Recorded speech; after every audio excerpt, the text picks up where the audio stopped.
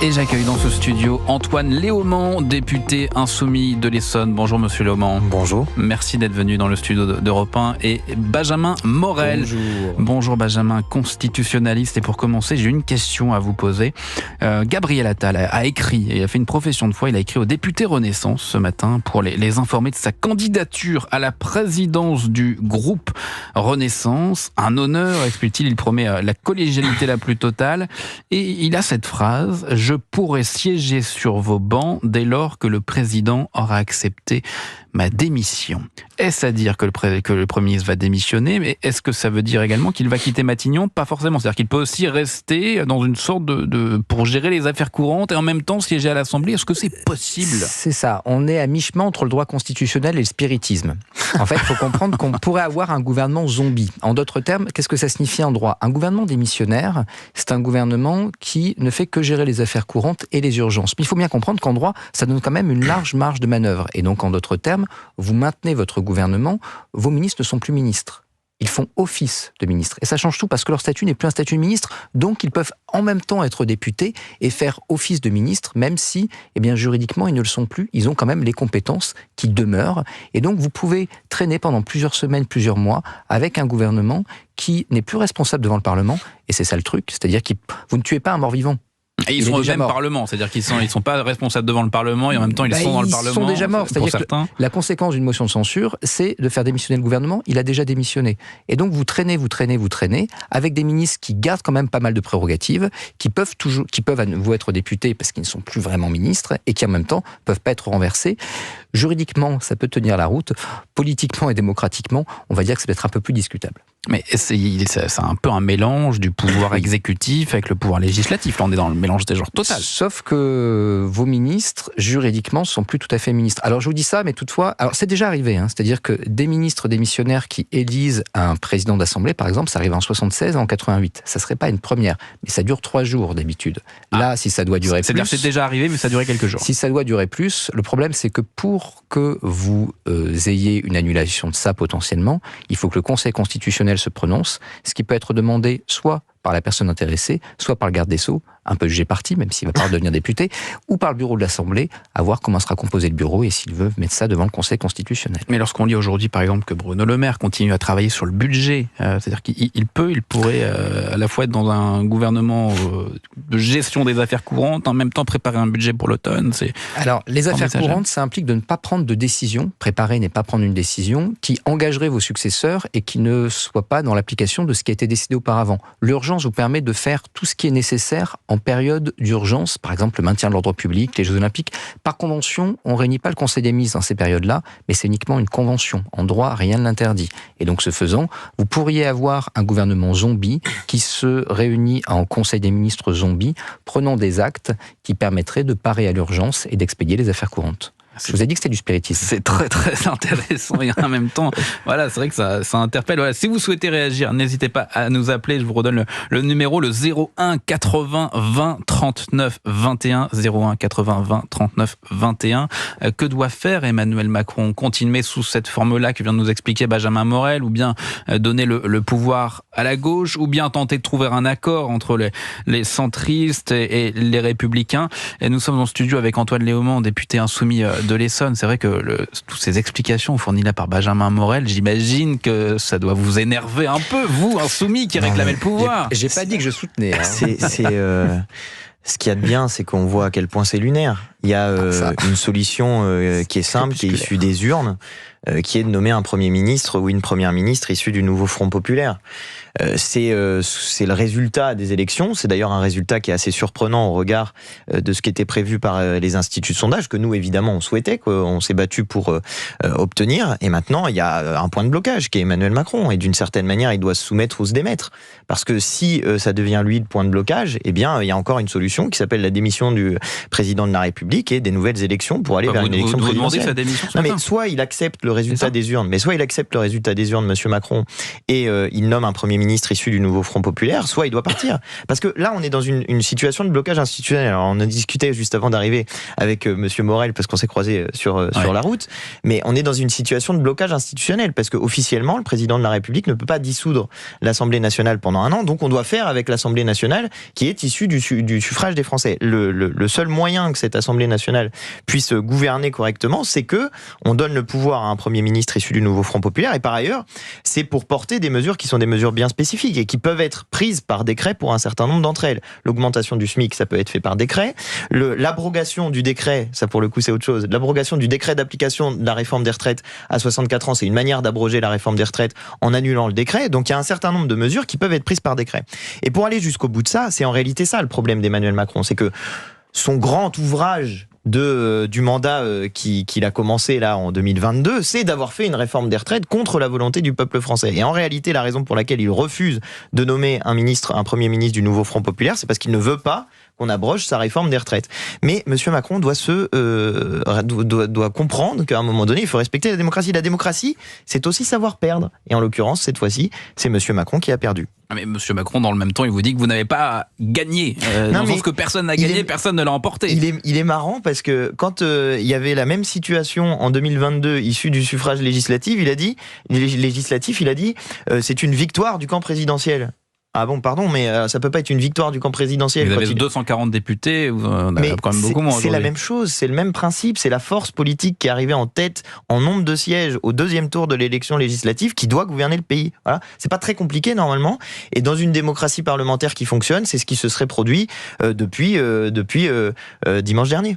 Et en même temps, vous faites le constat aussi qu'un certain nombre de Français ont voté pour des candidats insoumis, socialistes, écologistes, mais qu'ils ne partageaient pas le programme. Tout ça s'est fait dans le cadre d'un front républicain appelé de vos voeux et appelé également par le chef de l'État. C'est un point qu'il faudrait vérifier. Parce que pour ce qui nous concerne, on a apporté un certain nombre des mesures du programme du nouveau Front Populaire depuis maintenant quelques années. Et au cours des années précédentes, on a fait tester un certain nombre de nos propositions par sondage. Par exemple, l'abrogation de la réforme des retraites, c'est ultra majoritaire dans le peuple français. Il y a une majorité populaire pour faire l'abrogation de la réforme des retraites. Il y a une minorité bloquante qui s'appelle le camp présidentiel, qui a fait passer ça en force sans aucune légitimité parlementaire d'ailleurs, puisque nous n'avons jamais voté sur le sujet et que ça a été passé par 49.3. Je le rappelle quand même, que ça a été passé par 49.3 cette réforme des retraites. Donc il y a une majorité populaire pour faire l'abrogation de la réforme des retraites. Sur certaines mesures, mais l'augmentation du SMIC, c'est pareil, il y a une majorité populaire pour le faire. Des Français qui ont voté pour vos candidats n'ont pas voté pour avoir un Premier ministre de gauche, un gouvernement de gauche. Bien sûr, mais juste un point quand même. Il y a une Assemblée nationale. Tout le monde oublie qu'il y a une Assemblée nationale, mais c'est à ça normalement que ça sert une Assemblée nationale. On pose des textes, on dépose des amendements, les amendements obtiennent ou non des majorités et sont adoptés ou non, et ensuite les textes sont adoptés ou non. Normalement, dans une démocratie normale parlementaire, c'est comme ça que ça fonctionne. Et c'est pas nécessairement le camp présidentiel qui arrive, qui pose son texte et qui dit allez, tout le monde vote en cadence et puis c'est fini. C'est pas ça normalement une démocratie parlementaire. Tout le monde l'oublie parce qu'il y a eu une présidentialisation accentuée en plus par Emmanuel Macron dans les dernières années, mais normalement, une Assemblée nationale a pour rôle de parlementer. C'est un parlement. Et donc, on fait adopter des amendements. Et il y a, dans, je pense, l'Assemblée nationale, je pense que nous pouvons faire adopter un certain nombre de mesures. Benjamin Morel, c'est vrai que vous êtes là dans le rôle d'observateur, d'analyse, vous apportez votre expertise.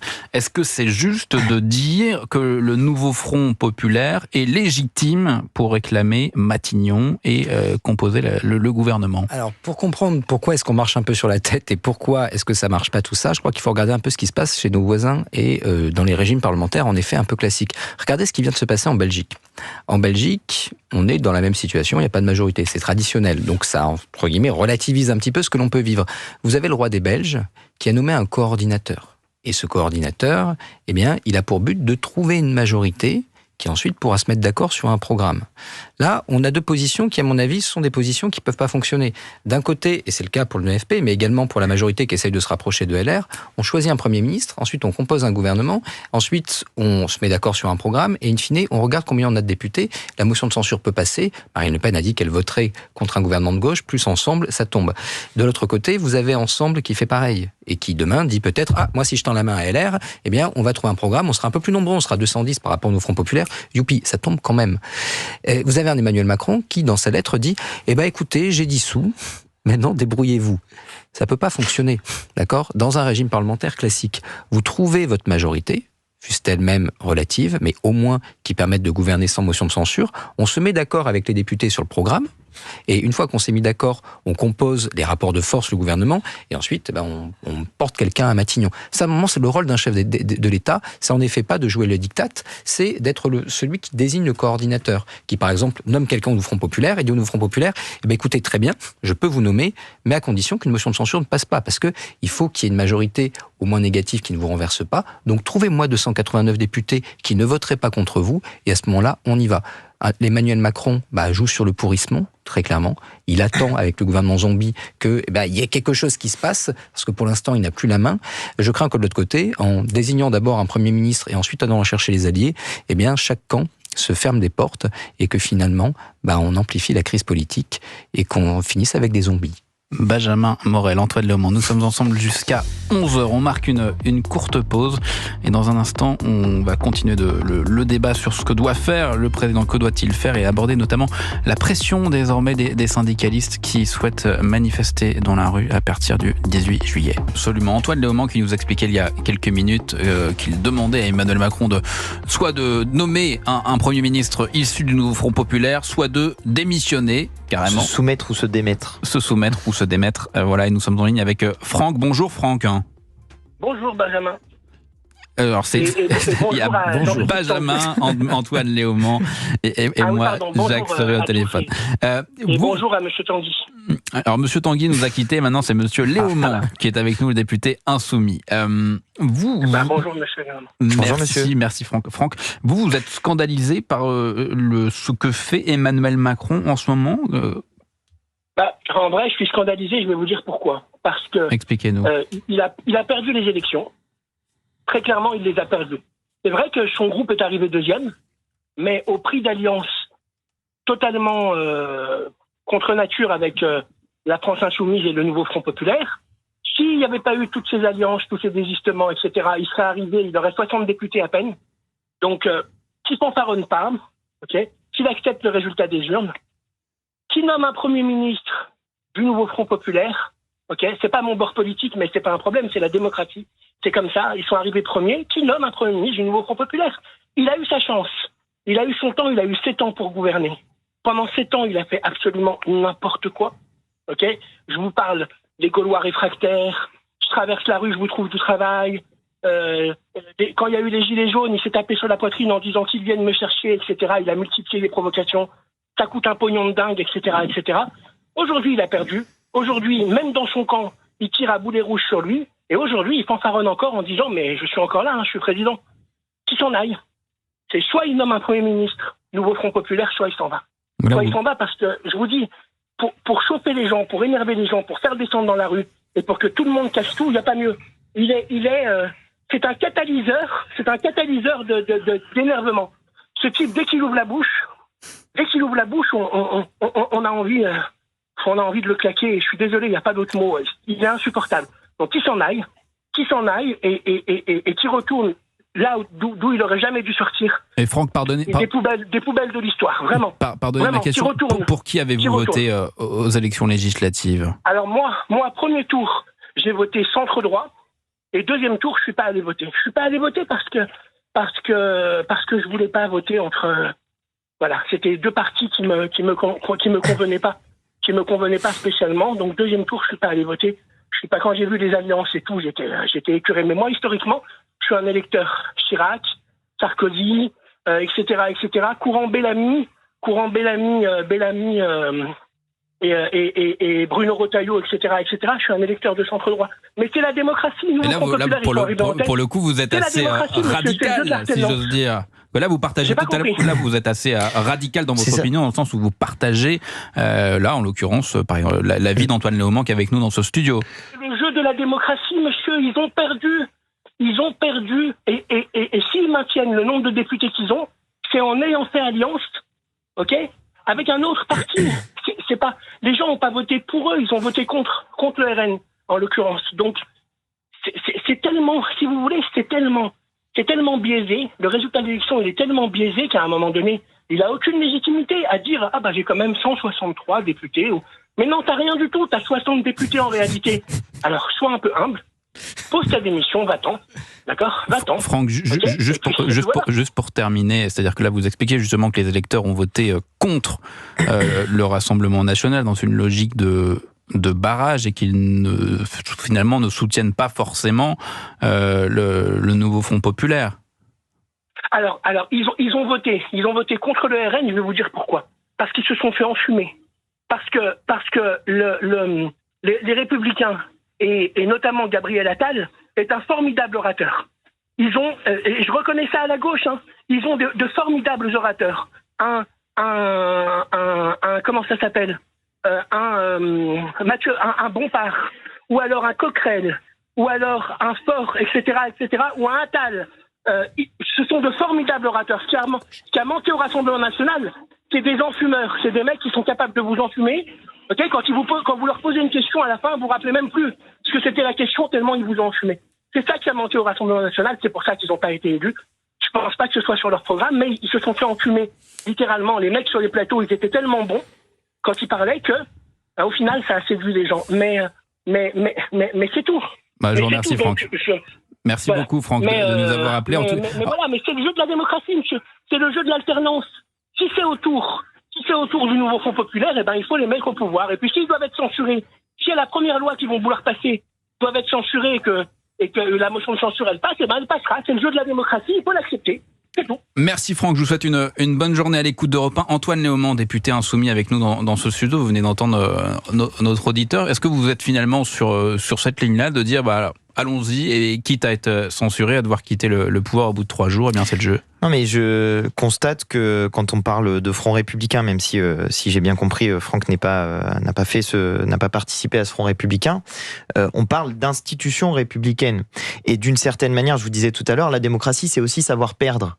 Et c'est ce que dit Franck, votre auditeur. Il dit, Monsieur Macron a perdu les élections, il doit accepter le résultat des élections. Moi, c'est pas mon propre choix, mais le nouveau Front populaire a gagné les élections, donc il faut qu'il nomme un Premier ministre du nouveau Front populaire. C'est le jeu normal des institutions. Et en fait, soit on accepte le jeu de la démocratie, soit on ne l'accepte pas. Mais si on ne l'accepte pas, il faut nous dire exactement ce que veut faire Monsieur Macron. Qu'est-ce qu'il veut? Il veut un gouvernement autoritaire? Quelle est la solution qu'il propose à part la démocratie? Le rôle de la démocratie dans le cadre des institutions que nous avons maintenant, c'est de nommer un Premier ministre du nouveau Front populaire. Voilà, c'est pas très compliqué. Et sur ce point, je suis en accord avec Franck. J'ai juste une différence d'analyse quand même, c'est quand il dit il n'y a pas d'enfumeurs au Rassemblement national. Alors pardon, mais moi j'ai trouvé que s'il y a quelque chose qui s'est démontré dans cette élection législative, c'est qu'il y avait que des enfumeurs au Rassemblement national, parce que ils avaient dit qu'ils voulaient abroger la réforme des retraites. Finalement, c'est oui, peut-être, on verra, on va faire d'abord un audit parce que on n'est pas sûr, etc. Ce que nous disait Franck, c'est visiblement, il y en avait aussi également au sein de la France insoumise. Écoutez, c'est l'avis de notre auditeur. Moi, je suis désolé, mais je trouve que c'est l'inverse, parce que précisément, nous, on fait un effort systématique qui n'est fait par personne, qui est de chiffrer et de financer notre programme. C'est demander à personne. Alors nous, on serait, comme on propose des mesures sociales de partage de la richesse, on nous dit, ça coûte cher. D'accord, mais enfin, nous, on fait des recettes fiscales aussi, on fait des rentrées d'argent dans les caisses de l'État. Pourquoi il y a un déficit excessif aujourd'hui de l'État français? Parce que M. Macron, année après année, il a fait des cadeaux fiscaux. Combien ça coûte par année? Ça coûte 50 milliards d'euros, les cadeaux fiscaux, chaque année qu'a fait Emmanuel Macron. 50 milliards d'euros. Il y a largement des marges de manœuvre pour financer des services publics et pour augmenter les salaires, en particulier des fonctionnaires, parce que là, pour le coup, ça dépend de l'État. Mais l'augmentation du SMIC, ça concerne pas les dépenses de l'État. C'est à l'intérieur des entreprises, l'augmentation du SMIC. Antoine Léaumont, vous nous expliquez que vous souhaitez que le nouveau Front populaire accède à Matignon. Encore faut-il qu'il y ait un nom, une proposition. Écoutez, on y vient dans quelques instants dans la suite de notre émission spéciale législative jusqu'à 11h avec Benjamin Morel et Anissa Haddadi. Et nous sommes en ligne avec Patrick. Bonjour Patrick. Bonjour. Alors, vous êtes un militant insoumis. Oui, et même pour préciser, de militant depuis la création du parti de gauche fin 2008. D'accord. Quel est votre sentiment à vous aujourd'hui par rapport à la situation? Emmanuel Macron qui pour l'instant ne change pas de gouvernement. C'est une ambiance assez surréaliste, surnaturelle, et j'approuve les mots qu'a utilisé Benjamin Morel parlant d'ambiance zombie, de stratégie de pourrissement, parce que à mon avis, c'est ce que joue Emmanuel Macron, c'est de laisser pourrir la situation pour après, en quelque sorte, apparaître comme la solution, sauf que ça marche de moins en moins et même ça ne va plus marcher.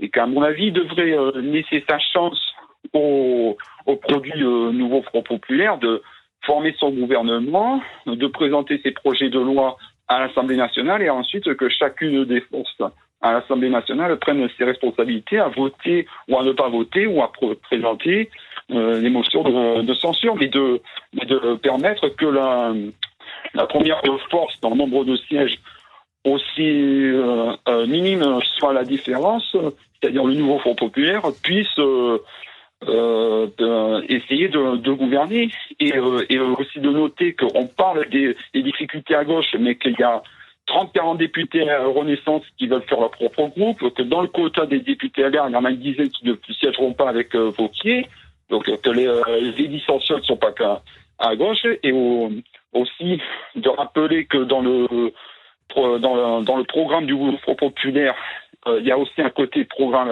institutionnel démocratique de mettre, en attendant un processus constituant, des éléments de parlementarisme avec le scrutin proportionnel, arrêter le 49.3, éventuellement aussi proposer qu'il puisse y avoir des censures constructives, c'est-à-dire que... Mais Patrick, excusez-moi, voilà. Parce que vous comprenez dans le même temps que voilà, il y a certains, en tout cas une partie des députés du camp présidentiel aujourd'hui qui ne veulent pas travailler avec les insoumis, qui sont d'accord pour travailler alors avec des socialistes, des écologistes, mais il y a comme une barrière, une ligne rouge en ce qui concerne les insoumis. Je comprends, en tout cas ça ne me surprend pas, mais alors à ce moment-là, pourquoi avoir voulu faire le front républicain pour faire barrage au Rassemblement national d'une part, et que je pense qu'à un moment donné, il faudra qu'ils comprennent, ces députés macronistes, que nous sommes le Nouveau Front Populaire, un bloc avec 180 et même 193 avec les divers gauches qui rejoindront les différents groupes du Nouveau Front Populaire, avec un programme commun, des propositions communes, et qu'à un moment donné, si on veut discuter avec les forces de gauche, ce sera avec toutes les forces et pas seulement quelques-unes. Et j'aimerais bien justement profiter très vite pour profiter de la présence d'Antoine et au moins même d'Arthur Delaporte pour demander que... Alors c'est Arthur Delaporte du service politique, mais c'est pas Arthur Delaporte. Ah oui, non, mais... Brièvement, Patrick, je vous écoute. On l'aime bien. Oui, pour faire vite, qu'il y ait l'unité de toutes les forces de gauche, que quand on se met à attaquer une force, que ce soit PS, PC écologiste ou insoumis, que tout le monde se défend, un pour tous, tous pour un, une pour toutes, toutes pour une, et de faire en sorte que les bases populaires du Nouveau Front Populaire s'emparent du Nouveau Front Populaire et essayent de créer des comités, que ce ne soit pas juste un cartel électoral au moment des élections. Merci d'avoir appelé Europe 1, Patrick. Merci beaucoup pour votre témoignage. C'est vrai qu'il y a beaucoup de questions sur ce que compte faire Emmanuel Macron. Arthur Delaborde du service politique est dans ce studio avec nous. Arthur, il y a une réunion qui est prévue dans un peu plus d'une heure au Palais de l'Élysée. Exactement, autour de 11h30. Ah, voilà. Et en gros, c'est quoi l'objectif ? Qu'est-ce qui doit se passer ? Qui va venir autour du président de la République? Alors Emmanuel Macron reçoit Elisabeth Borne, Gabriel Attal et Gérald Darmanin. Vous savez que c'était les trois noms qui étaient pressentis pour prendre la tête du groupe Renaissance à l'Assemblée. Alors il y a plus de suspense à l'heure qu'il est. On sait que c'est Gabriel Attal qui va y aller et qui sera probablement seul en lice. Et unique candidat pour la présidence du groupe, Gabriel Attal, c'est Exactement, ça. Il a publié sa profession, enfin il a envoyé sa profession de foi aux députés ce matin. Et on sait aussi qu'il y avait urgence pour Emmanuel Macron de mettre un peu d'ordre dans son camp. Le scénario qui se dessine n'est pas du tout celui qui était envisagé par le président de la République, puisqu'on sait qu'il a poussé la candidature de Gérald Darmanin. Les relations avec Gabriel Attal sont pour le moins délétères. Le Premier ministre, qui d'ailleurs dans sa profession de foi reconnaît que le camp présidentiel, dit-il, je retrouve la formulation exacte, a frôlé la disparition.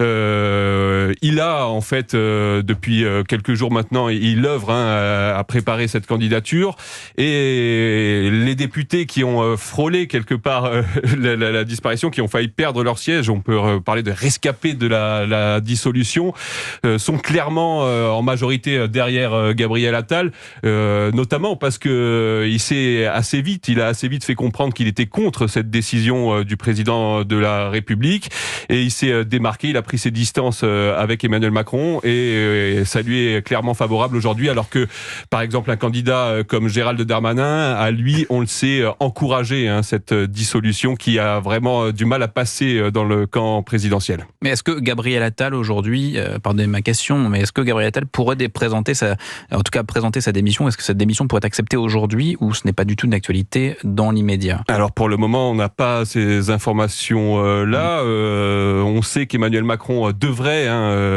accepter cette démission avant le 18 juillet, parce que ça va être le moment où les députés vont siéger à l'Assemblée. Et vont désigner les postes importants, présidence de l'Assemblée, présidence des commissions, les questeurs, et les ministres qui sont également députés, pour le moment, ne peuvent pas voter, et ce n'est qu'à partir du moment où Emmanuel Macron aura accepté la démission du gouvernement Attal que ces 17 ministres qui sont aussi députés pourront voter à l'Assemblée pour désigner ces fameux postes. Donc, si la majorité veut 17 voix qui sont importantes dans la configuration actuelle pour procéder à toutes ces désignations, eh bien, il faut que Emmanuel Macron ait accepté la démission du gouvernement avant cette date du 18 juillet. Et en même temps, vous confirmez qu'il pourrait y avoir une sorte de gouvernement qui pourrait gérer les affaires courantes, c'est-à-dire que ces députés-ministres pourraient rester dans cet entre-deux. Exactement, ils seront obligés de rester tant que Emmanuel Macron n'aura pas nommé un nouveau gouvernement, et à partir de l'acceptation de la démission, on sera dans ce qu'on appelle la gestion des affaires courantes, période d'intérim qui n'est pas définie par les textes. Je pense que par la jurisprudence. Exactement, qui est bornée par la jurisprudence. Et on a le secrétaire général du gouvernement qui a notamment fait une note dernièrement pour rappeler les grands principes posés par la jurisprudence. Merci beaucoup Arthur Delaborde du service politique d'Europe 1 d'avoir apporté votre éclairage très précieux ce matin. Antoine Léaumont, député insoumis de l'Essonne, c'est vrai que vous demandez à accéder à Matignon, de pouvoir constituer votre gouvernement, mais en même temps vous étiez fixé comme objectif de donner un nom de Premier ministre pour cette fin de semaine. Ouais, on est vendredi, la fin de semaine, on n'est pas encore, ça finit dimanche la semaine. Donc d'accord. Ça prend 7 jours normalement. Donc ce ne sera pas aujourd'hui, on n'aura pas de nom aujourd'hui. Je ne sais pas, moi je ne suis pas dans les négociations. Ce que je sais, c'est que ces négociations vous avez un téléphone, j'imagine. Non, mais j'ai la certitude que les négociations finiront par aboutir, et nous, ce que nous demandent les négociateurs, c'est précisément de lâcher un peu la pression sur eux, parce que ça prend du temps. Je rappelle quand même que M. Attal, la dernière fois, quand il a dû former un gouvernement, il a mis 25 jours à nous donner la composition de son gouvernement. Mais là, on parle d'un nom pour Matignon, d'un Premier ministre, un seul. Mais non, parce que nous, on est en coalition. Donc, cette coalition, elle impose nécessairement d'avoir un Premier ou une Première ministre et une équipe gouvernementale. Donc, ça, c'est le premier point. Ensuite, je voudrais revenir sur 2-3 choses qui ont été dites à la fois à l'instant et puis par votre auditeur Patrick tout à l'heure. Ça m'amuse quand même beaucoup, parce que le bazar est en ce moment chez Emmanuel Macron. Voyons la situation. Il voulait donc une dissolution dont ne voulait pas M. Attal, mais maintenant c'est M. Attal qui va être le président du groupe Renaissance, alors que M. Macron n'est pas d'accord et que lui, il aurait préféré M. Darmanin. M. Darmanin est donc mis en minorité. Par ailleurs, c'était déjà le cas par l'Assemblée nationale, la dernière, sur la loi immigration, avant qu'ils fassent leur coup de force pour réussir à faire voter une loi immigration avec le Rassemblement national. Enfin, le bazar est complet chez les macronistes. Je ne sais pas s'ils savent encore où ils habitent, ces gens-là. On parle de la création d'un groupe plutôt social-démocrate à l'intérieur des macronistes autour de M. Houllier. Enfin, tout ça est assez confus. Donc je ne vois pas où M. Macron pense lui-même réussir à dégager une majorité à l'intérieur de sa propre majorité avec des républicains. Le nouveau Front populaire est aussi constitué de plusieurs groupes. Oui, d'accord, mais enfin, nous, c'est clair. Oui, mais je veux dire, nous, c'est clair. On est 4 et on a un accord de gouvernement. Voilà, c'est pas très compliqué. Ça existe dans une démocratie parlementaire. Et enfin, dernier point, je voudrais quand même répondre à Patrick, parce que je ne sais pas s'il est encore avec nous, notre auditeur, s'il nous écoute encore. Mais tout à l'heure, il a dit il faut être unis, un pour tous, tous pour un. Ah, je suis complètement d'accord avec lui. Et justement, c'est quelque chose que je veux dire à vos auditeurs. Demandez-vous pourquoi le système est en train de frapper aussi fort sur Jean-Luc Mélenchon, de manière aussi violente, de manière aussi brutale. C'est parce que beaucoup de gens n'ont pas oublié que Jean-Luc Mélenchon a fait 22% à l'élection présidentielle en portant un programme de partage de la richesse. Et il y a plein de gens qui n'ont pas du tout envie de partager la richesse et qui n'ont pas du tout envie que ce soit, par exemple, Jean-Luc Mélenchon le Premier ministre. Mais j'insiste sur un point. Dès lors qu'on laisse taper Jean-Luc Mélenchon, même si vous l'aimez pas trop, même si moi je l'aime bien, mais je comprends que des gens puissent ne pas l'aimer, vu qu'il se fait taper dessus sans arrêt par la sphère médiatique. Mais si vous laissez taper sur lui, et ben après ça sera le suivant. Alors ça va être Manuel Bompard et puis ensuite Clémence Guettet, puis c'est déjà passé au suivant. J'ai vu que Europe Écologie se faisait déjà taper dessus, mais si on laisse taper sur Europe Écologie, et ben derrière ça sera les communistes et les socialistes, et à la fin de toute façon ce que veut le système, c'est juste un Macron bis qui permette de gouverner à droite et non pas à gauche. Il est temps maintenant que le gouvernement soit de notre côté et qu'on mette en place le programme du nouveau Front Populaire. Antoine Léaumont, député insoumis, Benjamin Morel, constitutionnaliste. On marque une courte pause, on parlait de Jean-Luc Mélenchon. Jean-Luc Mélenchon à Matignon ou pas? On va essayer un peu plus d'en savoir plus avec Antoine Léaumont. À tout de suite sur Europe. On parlait de Jean-Luc Mélenchon tout à l'heure. Selon le Monde ce matin, plusieurs noms du côté insoumis ont été mis sur la table au sein du nouveau Front Populaire. 4 noms. Le coordinateur national de la France Insoumise, Manuel Bompard, la coprésidente de l'Institut La Boétie et députée du Val-de-Marne, Clémence Guettet, le fondateur du mouvement, Jean-Luc Mélenchon, et la présidente du groupe à l'Assemblée nationale, Mathilde Panot. 4 noms pour Matignon. Vous confirmez cette information? Tout à fait, oui. Du Monde, c'est 4 noms, mais est-ce que cela veut dire, parce que côté insoumis, on estime que c'est la France Insoumise qui a le plus grand nombre de sièges au sein du nouveau Front Populaire. Donc ce sont aujourd'hui les 4 favoris pour Matignon? Oui, en tout cas, ce qu'on avait dit dans les accords du nouveau Front Populaire, c'était que le groupe le plus nombreux proposerait un candidat ou une candidate au poste de Premier ministre. Et en l'occurrence, il semble que ce soit la France Insoumise le groupe le plus nombreux. Donc, qu'est-ce qui bloque aujourd'hui ? La logique voudrait que, je pense que certains aimeraient y être à la place et changer de règles de fonctionnement. Maintenant, je pense qu'on va laisser se faire les discussions. Juste sur les 4 noms que vous avez donnés, vous remarquerez quand même que alors que la France Insoumise était décrite comme un mouvement qui serait construit autour d'un seul homme, Jean-Luc Mélenchon, et qu'il y aurait le culte du chef, je ne sais quoi. En réalité, ce qui se passe, c'est qu'on est capable de produire 4 noms pour le poste de Premier ministre et que tout le monde trouve ça normal. Tout le monde se dit, oui, après tout, pourquoi pas Manuel Bompard, pourquoi pas Clémence Guettet, pourquoi pas Mathilde Panot, et pour ma part aussi, pourquoi pas Jean-Luc Mélenchon, évidemment. Ce qui compte pour moi, c'est que le premier ou la première ministre soit quelqu'un qui ait envie d'appliquer le programme du nouveau Front Populaire, de l'appliquer vite et de l'appliquer bien. Parce que c'est ça dont les Français ont besoin. La question centrale, c'est la question du pouvoir d'achat. Nous, il y a 2 mesures centrales, l'augmentation du SMIC et le blocage des prix. Ça peut être fait par décret, donc ça peut aller très très vite. Et je rassure les chefs de petites entreprises et de très petites entreprises, nous avons à l'intérieur du programme des mesures pour faciliter la mise en place de cette augmentation du SMIC. Vous pouvez la regarder dans le programme. Il y a notamment, je finis juste là-dessus pour que tout le monde l'ait bien en tête, mais il y a notamment la question des financements et des prêts à taux zéro et même des avances à taux zéro, voire à taux négatif lorsque on est sur des avancées sociales ou écologiques. Mais le profil de Jean-Luc Mélenchon est assez clivant. Est-ce que vous avez le sentiment que c'est le mieux placé très clairement pour Matignon? Parce que je rappelle quand même que la semaine dernière, avant le second tour des législatives, lorsque le camp macroniste appelait à voter pour le nouveau Front Populaire, dont les Insoumis, ils expliquaient que jamais, au grand jamais, Jean-Luc Mélenchon ne serait à Matignon. Là, ce que vous nous dites aujourd'hui, une semaine plus tard, c'est que oui, très clairement, il pourrait y aller. Alors, déjà, si on regarde la presse internationale, ce qui ressort, c'est la victoire du nouveau Front Populaire et la figure qui est mise en avant, c'est Jean-Luc Mélenchon. Mais c'est pas pour une raison très compliquée, c'est que Jean-Luc Mélenchon est la figure qui a fait 22% à l'élection présidentielle. Ensuite, donc juste pour bien comprendre, le camp présidentiel qui vous a soutenu la semaine dernière, vous nous dites qu'ils ont menti.